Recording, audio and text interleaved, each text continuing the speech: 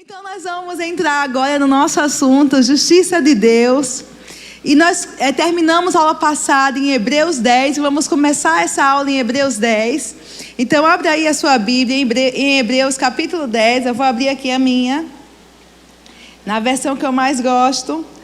E você que não pegou as outras aulas, você pode ir lá no canal do YouTube da igreja, buscar e assistir as aulas anteriores, você vai ser edificado, você vai ser ministrado, mas eu vou fazer uma revisão mesmo assim, sobre o tema justiça de Deus. Aleluias.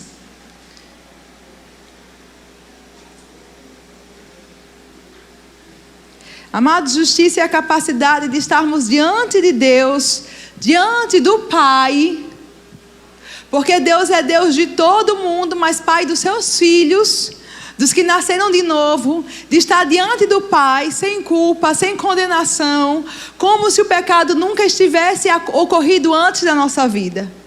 E como é que isso acontece? Como é que isso nos é imputado? A justiça foi imputada a nós por causa do sacrifício de Jesus na cruz do Calvário. Ele morreu no nosso lugar, Ele pagou a nossa pena, Ele cumpriu e pagou o nosso débito, e a justiça dele foi imputada a nós. Quando nós cremos no que Ele fez por nós, nós recebemos essa justiça. Então a Bíblia diz que os que receberam a abundância da graça e o dom da justiça reinarão em vida através do Senhor Jesus. Então você recebe a abundância de graça e recebe o dom da justiça. O que significa que você não tem nada que você possa fazer para adquirir essa justiça. A justiça que nós temos diante de Deus, a única que Deus aceita, a única justiça que o Pai aceita é a justiça de Jesus, que é imputada a nós. A justiça dele que é dada a nós, nós recebemos como um dom, como um presente. A justiça que você tem hoje, a justiça que eu tenho hoje, a justiça que nos capacita a falar com Deus e Ele nos ouvir, a estar diante do Pai, é a justiça de Jesus que está sobre nós. Amém? E nós falamos desde Gênesis, convido você de novo a voltar às ministrações no YouTube e assistir, aproveitar essa ferramenta, compartilhar. Nós voltamos lá em Gênesis e nós vimos por duas ministrações, uma pastor Elson, depois eu retomei um pouquinho e revisei, quando Deus criou Adão e Eva, e Deus deu apenas uma ordem para eles. Deus colocou eles num jardim. Nós vimos sobre o cuidado, o amor do Pai, o zelo de Deus pelo homem. Ele colocou Adão num jardim e deu uma ordem e disse: desta árvore, da árvore do conhecimento do bem e do mal, você não vai comer, porque no dia em que dela comer, você vai morrer. Estou revisando, tá bom? Então, a Eva, a Bíblia diz que é enganada pela serpente e come, dá a Adão, Adão come, e na hora que o pecado entra no homem, junto com o pecado, vem uma consciência de indignidade sobre o homem decorrente do pecado. A Bíblia diz que Adão se esconde de Deus, fica envergonhado e ele tenta se cobrir com folhas de figueira, porque ele vê a sua nudez, ele vê a sua vergonha. Então Deus pergunta: Adão, onde você está? E aí é quando a gente percebe que na mente de Deus, na percepção de Deus, Adão foi criado em um lugar e não estava mais neste lugar. Ele tinha caído de posição. Ele tinha perdido a posição que Deus tinha feito. Deus tinha feito ele em uma posição, em posição de justiça, em posição de santidade. Mas quando ele peca, ele cai dessa posição e vem a consequência do pecado sobre o mundo. A terra é amaldiçoada, o homem fica com esse senso de indignidade, esse senso de um medo, o senso de culpa, que a gente chama de consciência de pecado.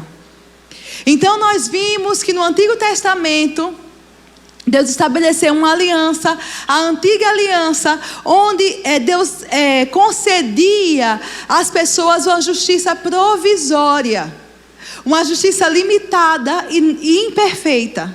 E como é que funcionava essa justiça? As pessoas iam diante de Deus no Antigo Testamento, você vai ler na sua Bíblia, se você já leu o Antigo Testamento, e ofereciam sacrifícios a Deus. matavam cordeiros, matavam animais e ofereciam a Deus aquele sangue, aquela oferta. E uma vez por ano, apenas uma vez por ano, o sumo sacerdote, que era a autoridade espiritual maior do povo de Deus na época, na terra, ele entrava diante de Deus e ele oferecia sacrifício pela nação.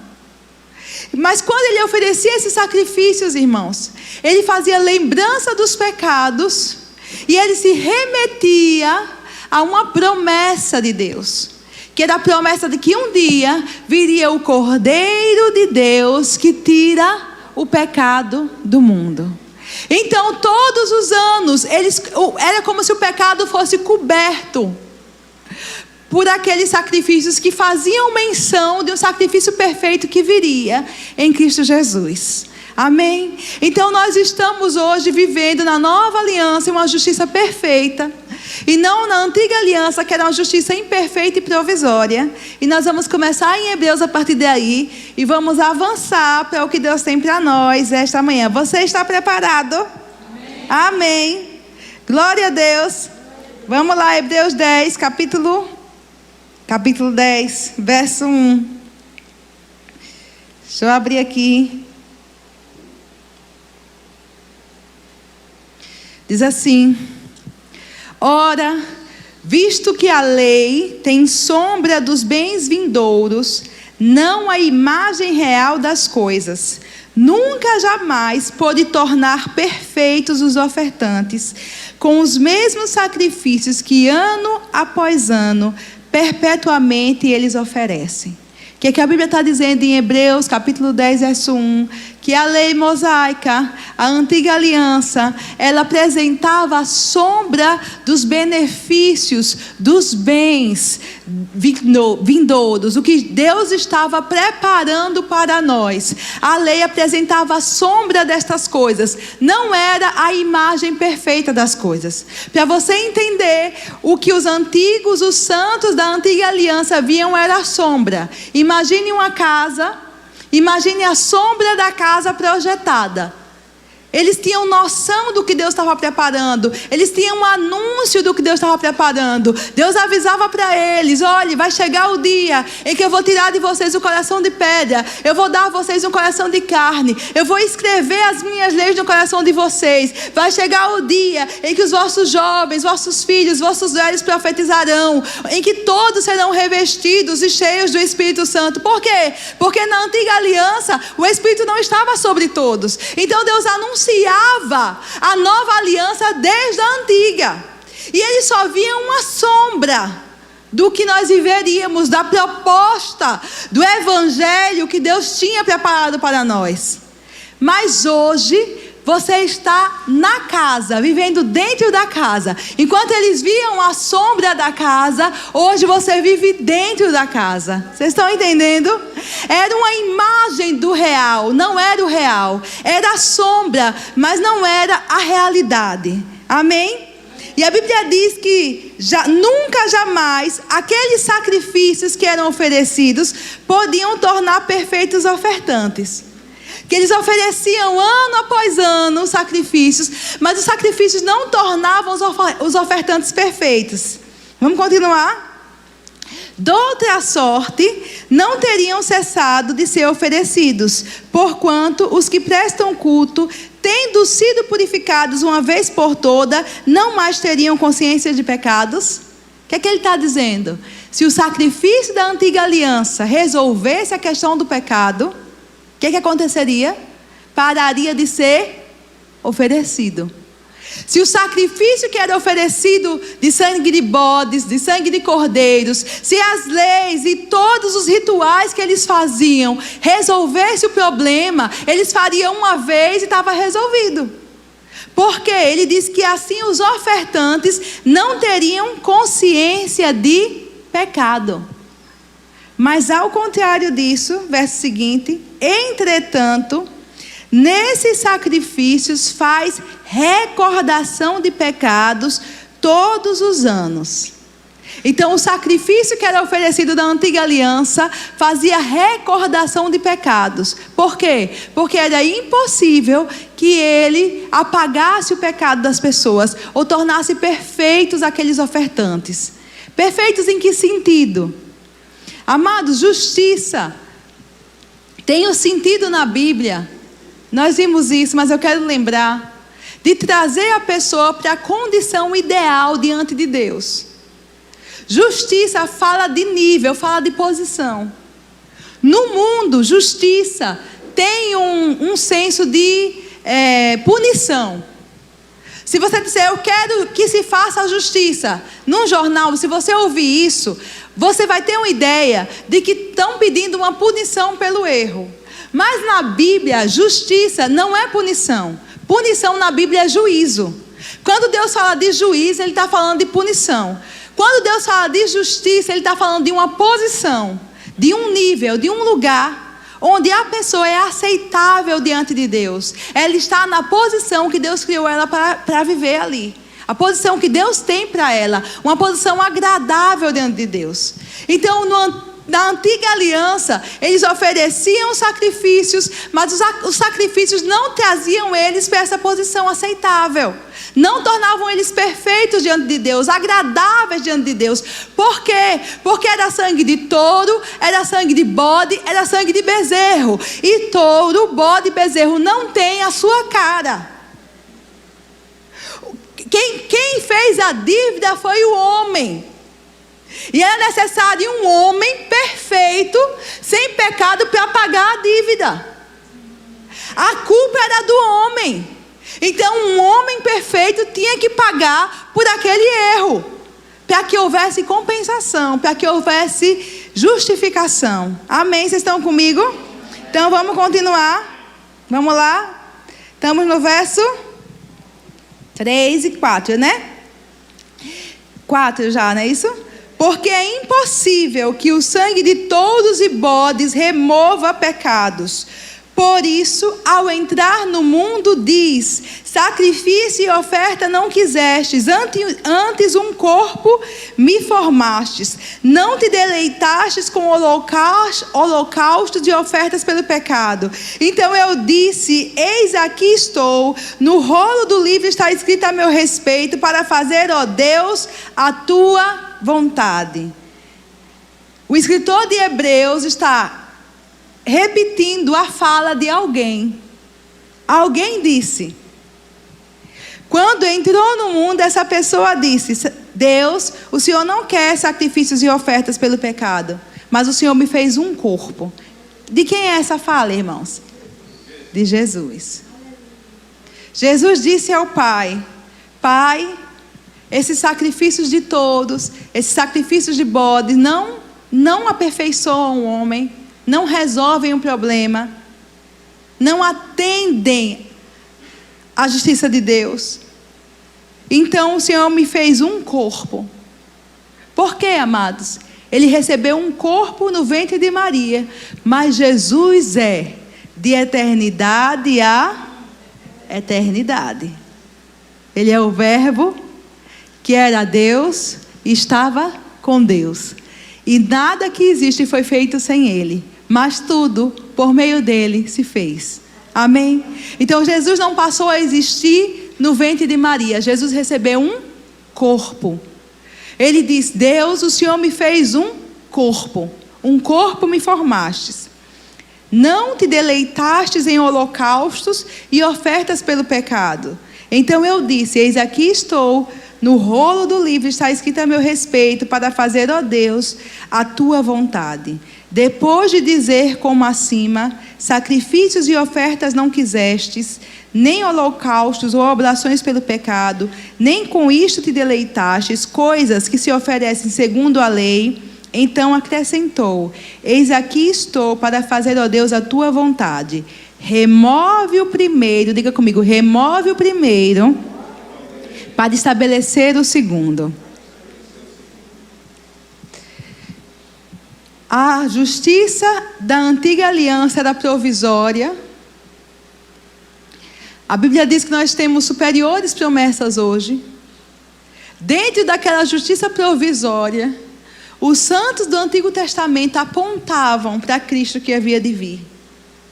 Mas então a Bíblia chama de plenitude dos tempos. Chegou a plenitude dos tempos. Chegou o tempo exato onde Deus cumpriria a sua promessa de enviar o seu Filho. Então a Bíblia diz que quando Jesus entra no mundo, Deus faz para ele um corpo e ele entra no mundo por Maria.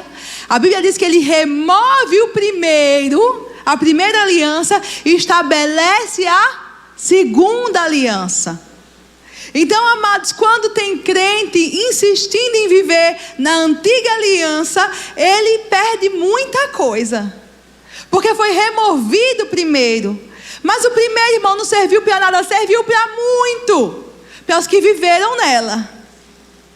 Porque eles viviam apontando no que havia de vir e dizendo: eu creio que virá, o Cordeiro de Deus virá. Os profetas apontavam para Jesus, a lei apontava para Jesus, irmãos. O Cordeiro que toda vez era sacrificado apontava para Jesus. O sangue que eles passavam nos umbrais da porta apontava para Jesus. A arca da aliança apontava para Jesus, o que ele faria por nós.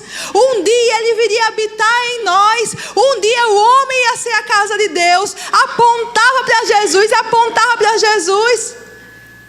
Então não tem sentido hoje a gente que vive dentro da casa, na realidade, ainda ficar apontando para a imagem das coisas.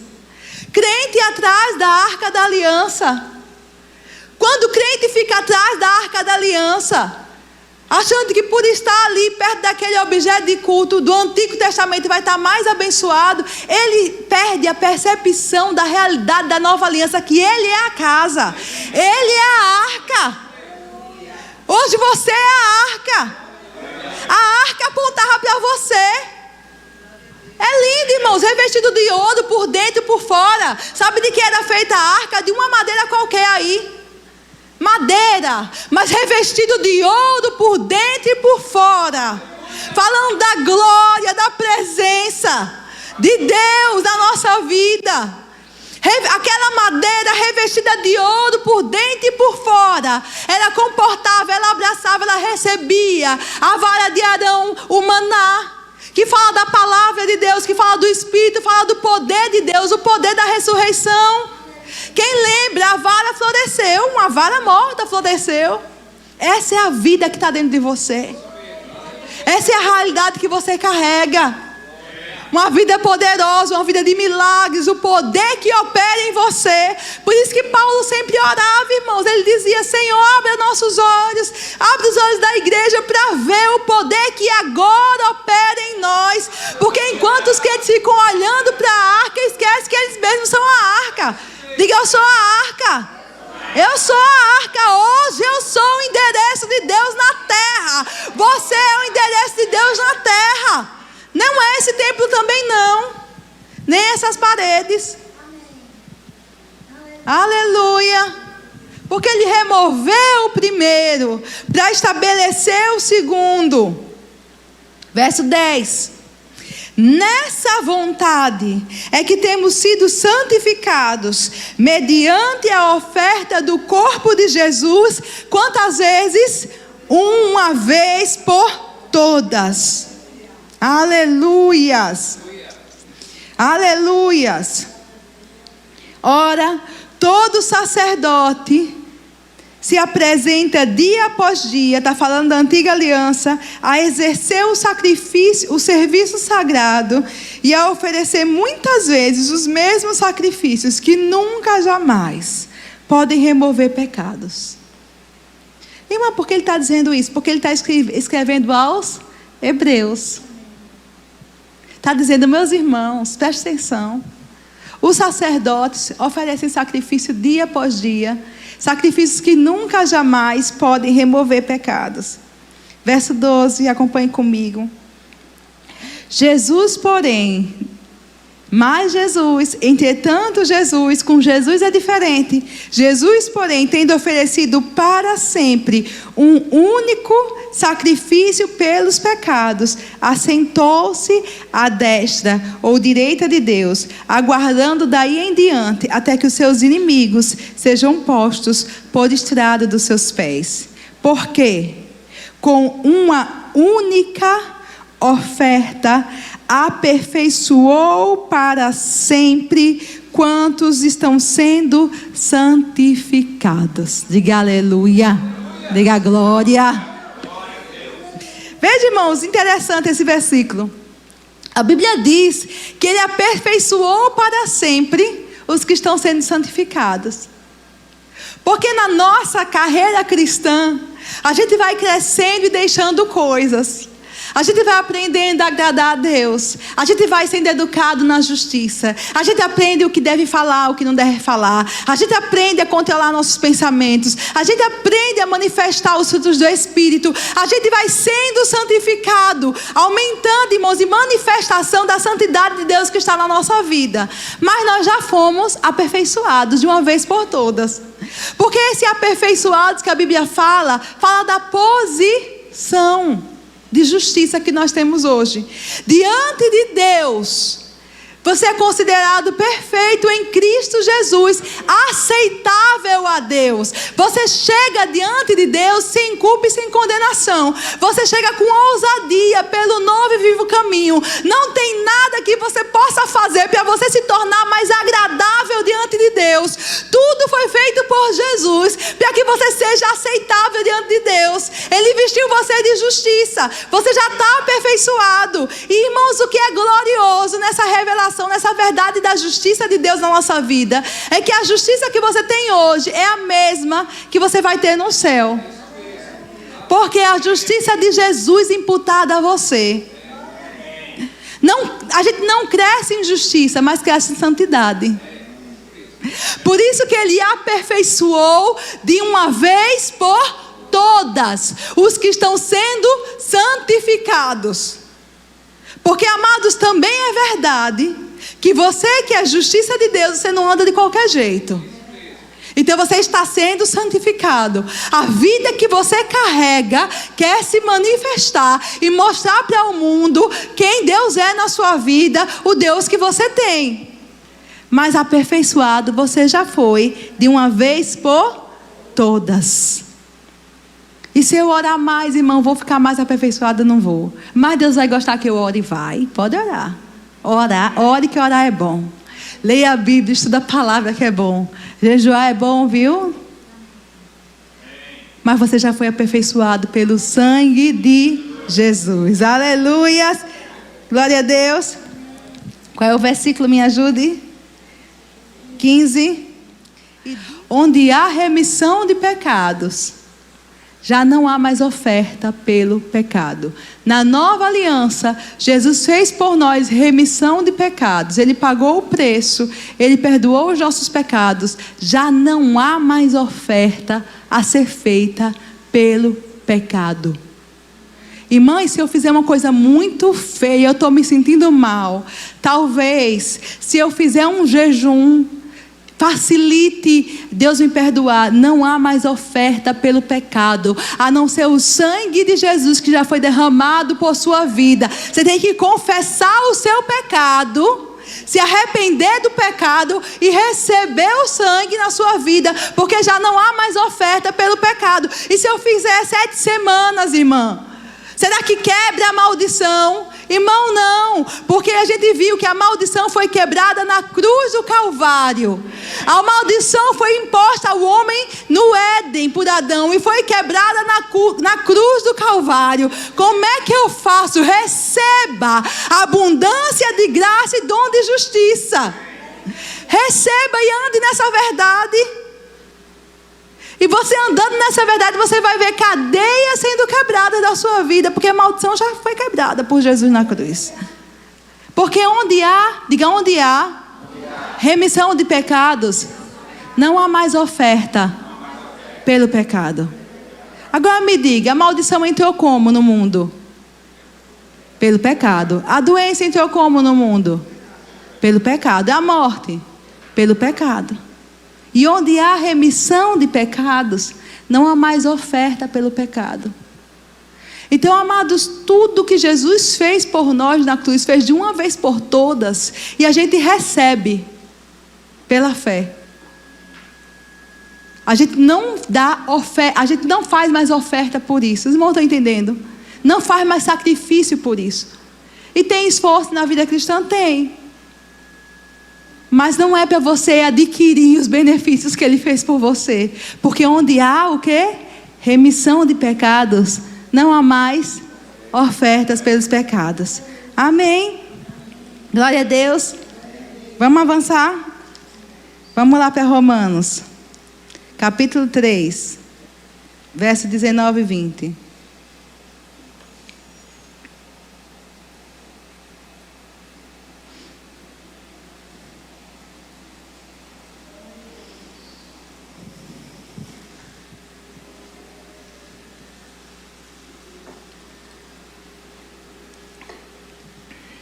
Achou? Ora, sabemos que tudo o que a lei diz, aos que vivem na lei o diz, para que se cale toda a boca, e todo o mundo seja culpável perante Deus, visto que ninguém será justificado diante dele por obras da lei, em razão de que pela lei vem o pleno conhecimento do pecado. Vamos ver esse versículo com calma? Vamos lá. Verso 19, ora, ou agora sabemos. O que é que nós sabemos agora? Sabemos que tudo que a lei diz, aos que vivem na lei o diz. Então, irmão, o que a lei diz não é para quem vive, quem não está na lei, isso mesmo. O que a lei diz, ela diz para os que vivem na lei. O que a lei diz, ela diz para os da antiga aliança. O que a lei diz, ela diz para os que vivem na lei. Mas por que a lei fala? Para que todo mundo se cale, todo mundo seja culpável perante Deus. Porque a lei, irmãos, ela avulta o pecado. A lei é como se fosse uma lupa. A lei traz ao homem a percepção que ele é culpável diante de Deus. Que ele não consegue agradar a Deus sozinho. A lei amplia. A Bíblia diz ela traz pleno conhecimento do pecado, não da justiça, do pecado. Deus trouxe a lei, a Bíblia diz como um aio, como uma proteção para o povo dele, até que viesse a plenitude da justiça em Cristo Jesus. E o homem vivia ali, como que naquela redoma, protegendo o povo dele para não cair na depravação dos outros povos, não cair na imundície dos outros povos. Mas enquanto eles viviam na lei, a lei só trazia para eles consciência de pecado. Olha, veja como você é culpado. Veja, você não consegue agradar a Deus. E por que isso era importante? Para que eles estivessem o tempo todo apontando para a salvação que viria.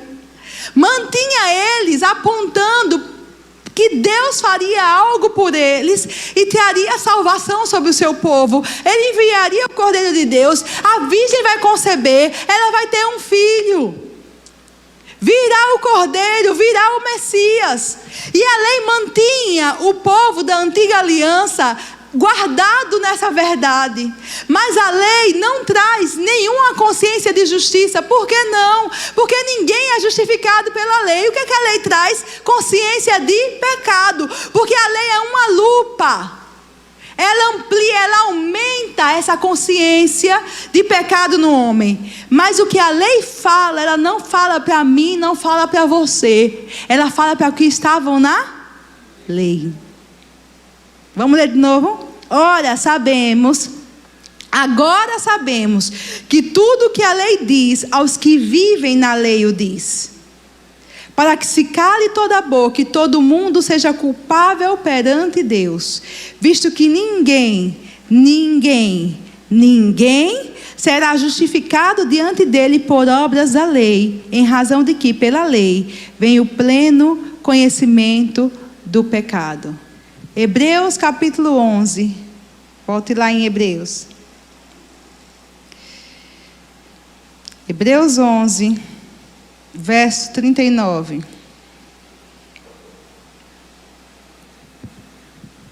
E como é que eles foram justificados, Vanessa? E como é que ficou? Abraão, Isaac, Jacó. Como é que ficou Moisés que abriu o mar? E como é que ficaram os santos da antiga aliança?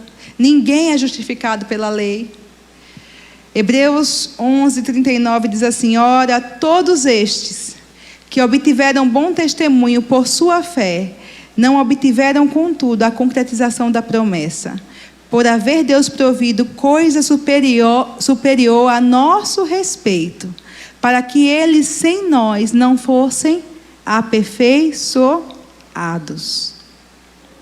Sabe como é que ficaram? Irmãos, Deus imputou a eles uma justiça a crédito. No crédito de Jesus. Vocês lembram que nós lemos semana passada que na mente de Deus, a Bíblia diz que o Cordeiro foi oferecido antes da fundação do mundo. Deus imputou aos santos do Antigo Testamento uma justiça a crédito. Jesus vai pagar o preço. Você acredita no que Ele vai fazer? Você tem fé na minha promessa? Você tem fé no Cordeiro que eu vou enviar? Você crê no Messias? Você crê na minha palavra? Eu imputo a você justiça no crédito de Jesus. Mas eles não foram aperfeiçoados sem nós. Porque a Bíblia diz que era necessário, eles morreram crendo numa promessa que se concretizou depois deles morrerem. Mas a justiça foi imputada a eles a crédito.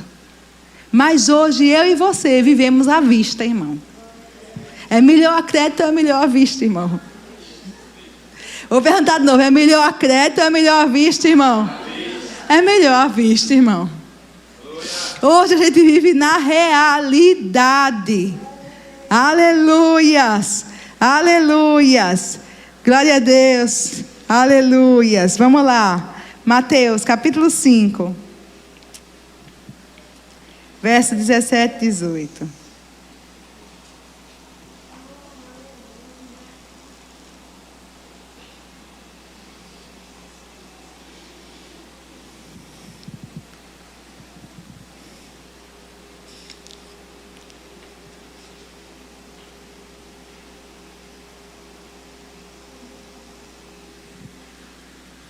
Só um momentinho, deixa eu abrir aqui. Isso mesmo, Mateus 5.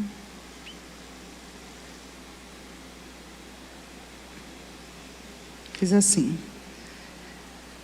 Jesus falando: nem penseis que vim revogar a lei ou os profetas. Não vim para revogar, vim para cumprir. Porque em verdade vos digo, até que o céu e a terra passem, nenhum i ou um tio jamais passará da lei, até que tudo se cumpra.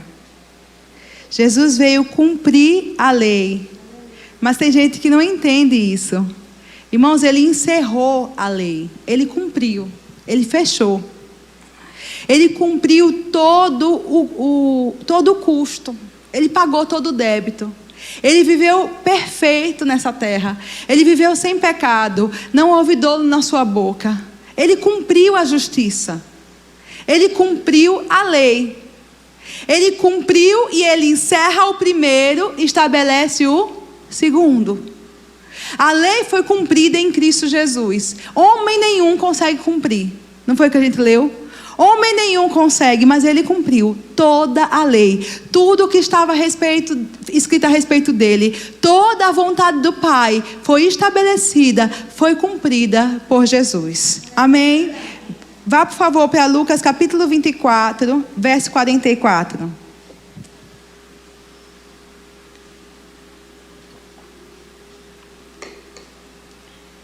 Diz assim, Lucas 24, verso 44. A seguir, Jesus lhes disse: são estas as palavras que eu vos falei, estando ainda convosco. Importava se cumprisse tudo o que de mim está escrito na lei de Moisés, nos profetas e nos salmos. Cumpriu-se nele. Ainda que você tente, irmão, viver na lei, você não consegue. Você não consegue cumprir a lei. Não é seu chamado, mas tem gente que insiste. Você não consegue. Porque a lei só vai manifestar a sua incapacidade de agradar a Deus no seu braço. Nós somos chamados para viver na graça daquilo que Jesus fez por nós. No poder do Espírito que habita em nós. Mas se você insistir, você vai falhar. Mas um homem cumpriu a lei, Jesus cumpriu a lei. Ele diz, importa que se cumpra tudo o que está escrito a meu respeito, nos salmos, na lei de Moisés e nos profetas. Eu vou cumprir tudo. Não fica dívida nenhuma diante de Deus em relação aos homens. Em nome da humanidade, no lugar da humanidade, Ele cumpriu toda a lei. Aleluia. Romanos 10, 4. Romanos 10, 4. O que é que diz em Romanos 10, 4? Porque o fim da lei é Cristo. Para quê? Para a justiça de todo aquele que crê. Aleluia, glória a Deus. Ele cumpre a lei, irmãos. E o fim da lei é Cristo. Para quê? Para a sua justiça, para a minha justiça. Ele cumpre a lei por mim no meu lugar. Ele morre no meu lugar. Ele ressuscita para a minha justificação. Hoje é o homem Deus assentado no céu, intercedendo por mim. A humanidade está no céu em Cristo Jesus, intercedendo por nós, falando a nosso respeito. Lá no céu. E nós com Ele, assentados com Ele. A Bíblia diz, Ele cumpriu a lei para a justiça minha, para a justiça sua, para a justiça do que crê. Diga amém. Agora vamos para Romanos 3, verso 21. Aleluia. Diga, eu sou justificado. Sou aceito diante de Deus. Como se o pecado nunca tivesse acontecido na minha vida. Por causa da obra de Jesus. Aleluia. Não é porque você é bonzinho não, irmão. Nem porque tem carteirinha de crente. Não é porque você vai para toda a escola dominical. Não é. É por causa do que Jesus fez por você. Romanos 3, 21 a 22. Mas agora como? Mas agora sem lei. Se manifestou o quê? A justiça de Deus. Testemunhada pela lei e pelos profetas. A lei e os profetas anunciavam com expectativa a justiça que ia ser imputada a mim e a você. A realidade que a gente vive hoje. A lei e os profetas testemunhavam. Agora você vê, irmãos, que... Como é que eu posso dizer? Que perda quando os crentes dizem, eu quero ter a força de Sansão, eu quero ter a paciência de Jó, eu quero ter, que mais? A força de Sansão, a paciência de Jó e a sabedoria de Salomão. Deus, não quero nada, eu só quero ter a força de Sansão, a paciência de Jó e a sabedoria de Salomão. Ai, que bonito, é nada, irmão. Eles testemunhavam de uma justiça que você pode viver hoje. Eles apontavam para isso, para uma realidade superior. Eles falavam de uma realidade que viria. Eles viviam na imagem das coisas. Eles viviam na expectativa da promessa. A gente vive na realidade da promessa. Eles viviam esperando. A gente vive a realidade do Evangelho, a realidade das coisas. A vida de Deus em nós, a justiça de Deus imputada a nós. Hoje entrando sem culpa e sem condenação diante do Pai, chamando Deus de Pai. Enquanto eles se satisfaziam, irmãos, e dizer, eu sou teu servo, eu sou teu servo. Deus, eu sou teu servo, cuida do teu servo. Jesus chega e diz, olha, vamos estabelecer o novo, revogar o antigo, estabelecer o novo. Quando orar, diga assim, Pai. Não foi? Quando você orar, chame Deus de Pai. Porque eu vim, você vai se tornar filho. Aleluia! Um filho servo. Eu quero ser um filho servo. Amém? Tem filho aí mimado, não quer fazer nada para Jesus. Não quer se esforçar, não quer suar a camisa. Não, amém. Eu quero ser um filho servo. Amém? Mas você é filho? Aleluia! E eu não sei onde eu estava. Onde é que eu estava? Me ajude. Romanos 3, 21 foi? Mas agora, sem lei, se manifestou a justiça de Deus, testemunhada pela lei e pelos profetas. Justiça de Deus, mediante a fé em Jesus Cristo, para todos e sobre todos os que creem, porque não há distinção. Diga aleluia! Glória a Deus! Aleluia! Agora, sem lei, se manifestou a justiça de Deus, que era apontada, era falada, era proclamada, era testemunhada em todo o Antigo Testamento, pela lei e pelos profetas. Essa justiça você recebe através, mediante a fé em Cristo Jesus, e ela está sobre todos os que creem, sem distinção. O que é que ele está falando? Não importa se é judeu, irmão, não importa se é grego, se é americano, não importa a sua escolaridade, o seu grau de instrução, não importa quanto você tem no banco, não tem distinção.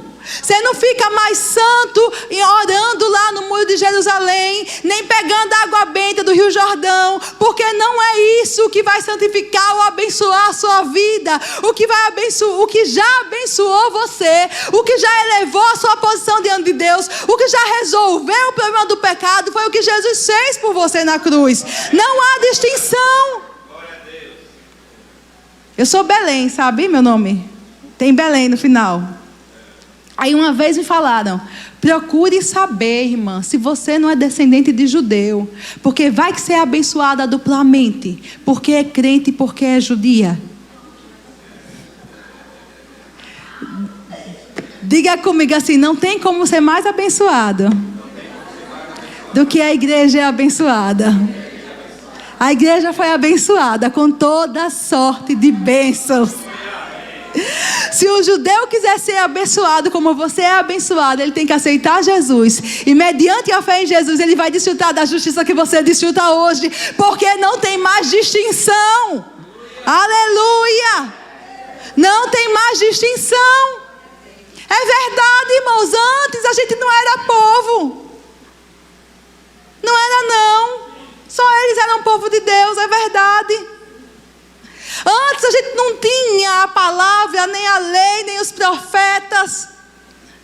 Mas a Bíblia também diz que Jesus veio para o que eram os seus, mas os seus não o receberam. Mas todos quantos o receberam, deu-lhes o poder de serem feitos filhos de Deus.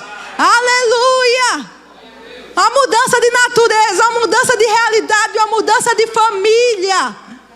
Aleluia! Não tem como ser mais abençoado do que você é abençoado, não, irmãos. Tem como saber mais a respeito, tem como viver mais essa realidade, tem como se desvencilhar dos pesos e pecados que tenazmente nos assediam, que ficam ao nosso redor tentando nos segurar. Tem. Mas para receber mais do que você já recebeu de Deus, não tem. Porque Ele já fez tudo por você na cruz do Calvário. Diga aleluia. Aleluia. Glória a Deus. Aleluia. 2 Coríntios capítulo 5, verso 21.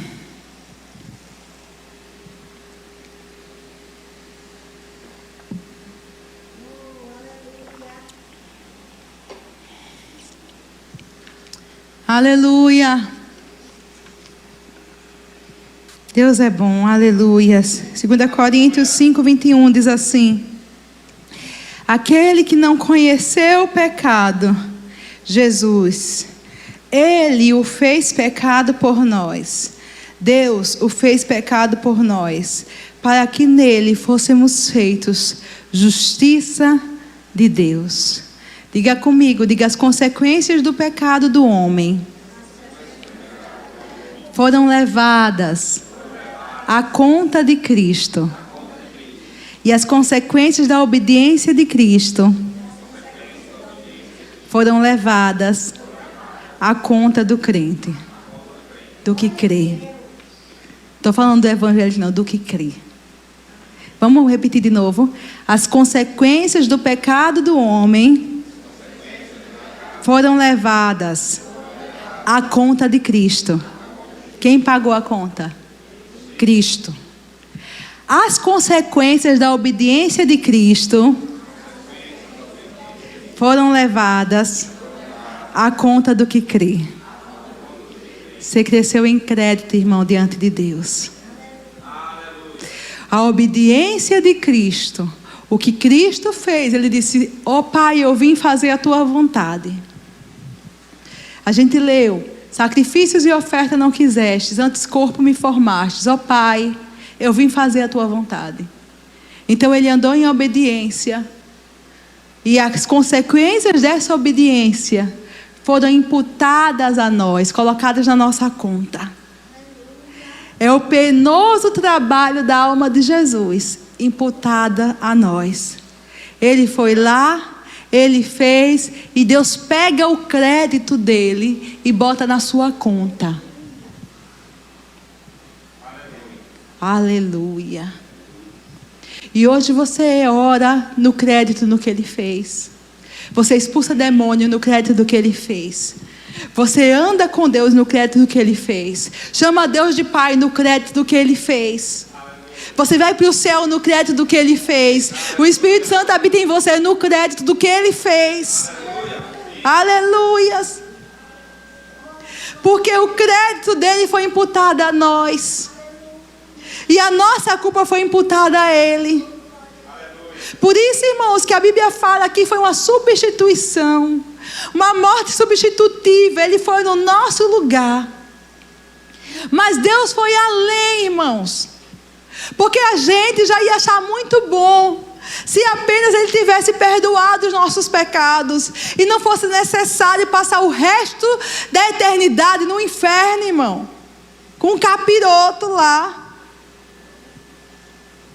atanazando sua vida, minha vida. Já pensou? Já era bom ter um pedacinho do céu. Já era bom ser livre das labaredas de fogo. Mas ele fez mais. Ele imputou a nós o crédito de Jesus.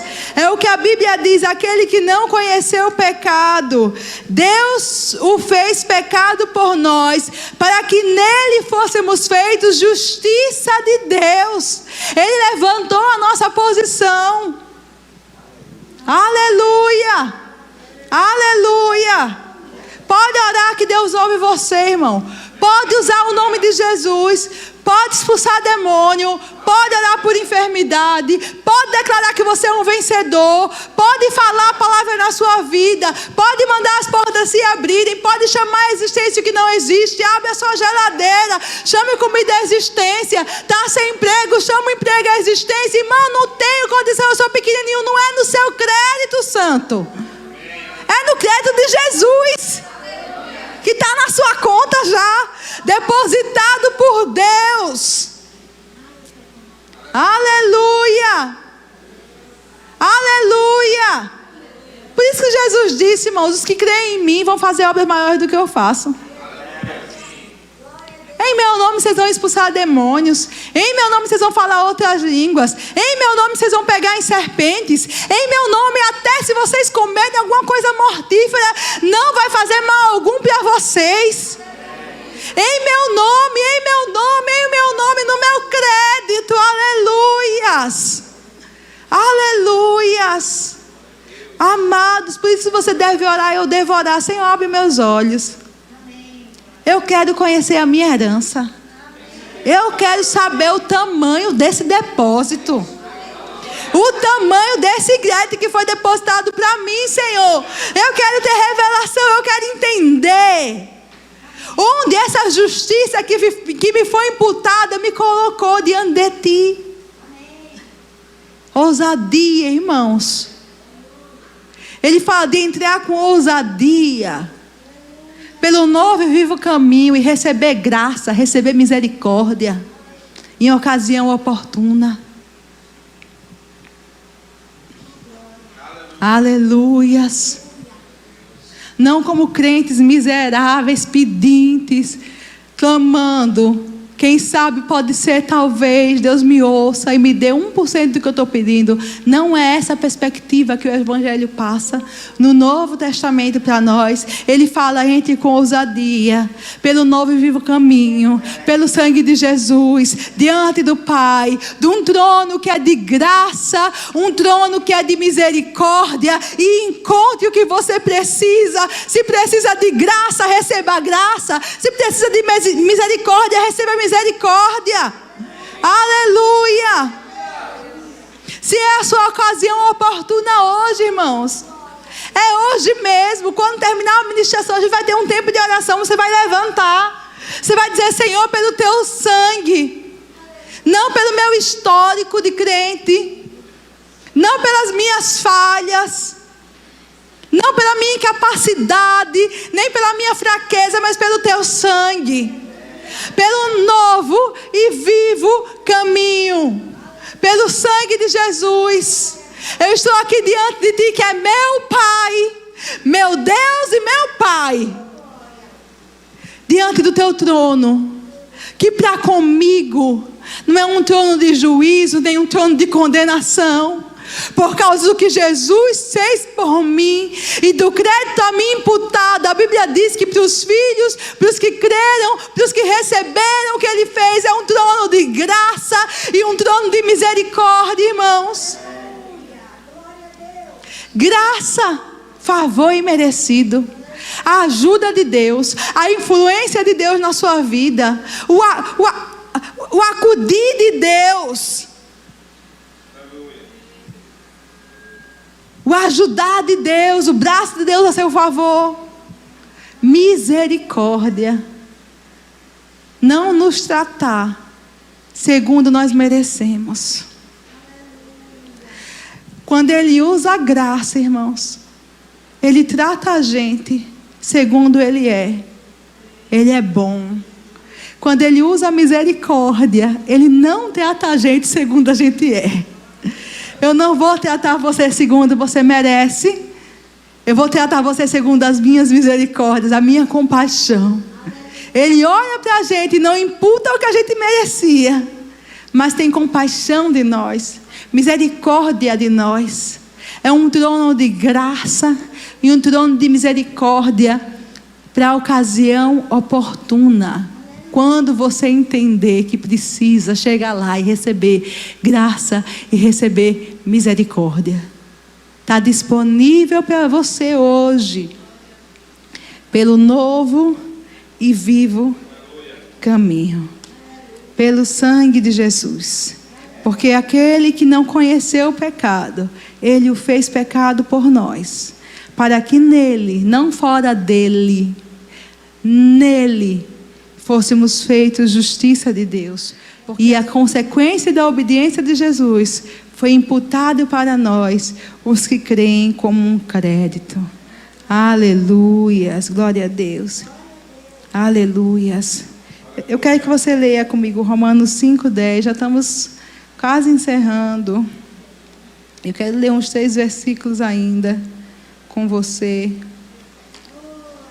Romanos 5:10 diz assim: porque se nós, quando inimigos, fomos reconciliados com Deus mediante a morte do seu Filho, muito mais, estando já reconciliados, seremos salvos pela sua vida. Preste atenção, irmão, que o diabo tenta enganar a gente. E às vezes a gente cai na falácia de Satanás, no engodo dele, e esquece quem nós somos para Deus e quem Deus é para nós. A Bíblia diz: se a gente, quando era inimigo, foi reconciliado com Deus por causa da morte de Jesus, se a morte de Jesus falou tanto a seu respeito e em prol de você, que trouxe você de volta para Deus, se a morte do Filho de Deus reconciliou você a Deus, trouxe você de volta para Deus, pagou pelos seus pecados, trouxe a você a oportunidade de mudar de natureza, de se tornar filho de Deus, quanto mais hoje a vida de Jesus falará por você, irmãos. O que Ele não pode fazer por você hoje, o que Ele não faria por você hoje em vida. a vida dele. Seremos salvos pela sua vida. Porque ele vive. Porque ele vive. Salve, irmão, mas eu já sou salvo. Irmão, salvação é tirar você dessa confusão que você está hoje. É salvação. Salvação no grego não é só perdão de pecados ou um pedaço do céu. Salvação é cura, é libertação, é restauração, preservação, é livramento. É uma palavra que é um pacotão de provisão. Porque na mente de Deus, se você prestar atenção, Deus não faz nada nem pequeno, nem mal feito, nem pela metade. Presta atenção. Então, quando Deus disse, eu vou salvar o homem, Ele estava dizendo, eu vou salvar você, vou libertar você do pecado, vou libertar você do império das trevas, eu vou curar a sua vida, eu vou restaurar a sua vida, eu vou colocar a minha vida em você. É tudo, é um pacotão. Eu vou te preservar, eu vou te livrar do mal, eu vou andar com você. Você vai passar pelo fogo, mas não vai se queimar, vai passar pela água, mas não vai se afogar. Salvação. Salvação é tirar você desse problemão que você se meteu, ou que a circunstância, ou sei lá, o diabo. Você precisa de salvação. E aquele mesmo que morreu por você e te reconciliou a Deus, a vida dele vai te trazer salvação.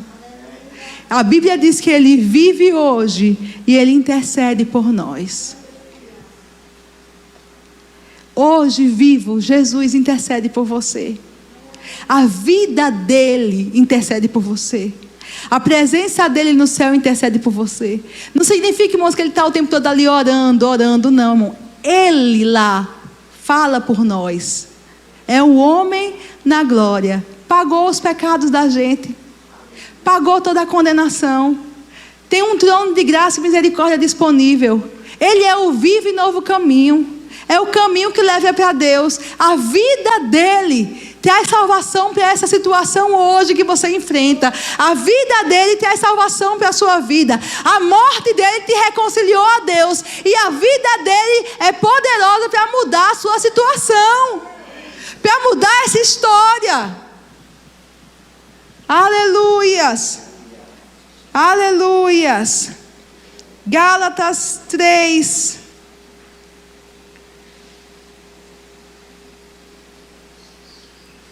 Aleluias. Eu vou parar, irmãos, aqui. A gente começa semana que vem em Gálatas.